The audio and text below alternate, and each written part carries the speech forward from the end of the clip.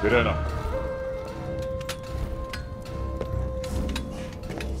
Anong nakatakas si Amihan sa kanyang piitan? Alam niya na pala. Sino ang nagulat sa inyo? Nakaharap ko siya mismo sa kanilang kuta. Kasama niyang isang engkantadong nakasuot ng isang kalasag. Nasagot na ang katanungan niyo, Ama. Nakalaya si Amihan sa tulong ng engkantadong may kalasag.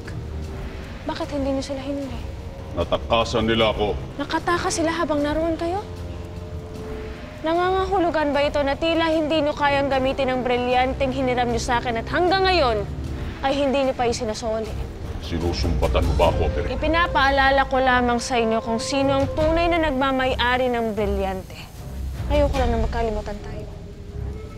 Tungkol kay Amihan, huwag niyo na siyang alalahanin pa. May naisip na akong hakbang upang alamin ang susunod niyang magiging galaw.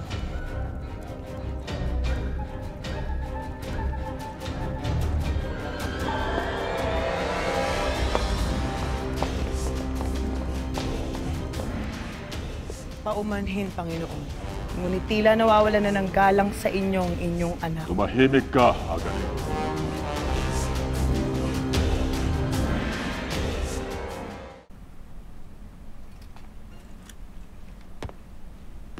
Iwan niyo muna kami.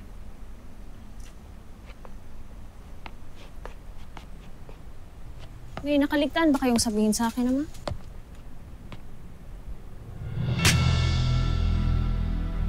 Sa susunod, ay huwag mo kong ipapahiyang uli sa harap ng mga nasasakupan ko. Tandaan mo, Pirena, hindi ka makakaupo sa trono ng Lireo kung wala ako sa tabi mo. At hindi mo maaangkin ang buong palasyo kung hindi kita tinulungan. Kaya matuto kang gumalang at dumanaw ng utang na loob.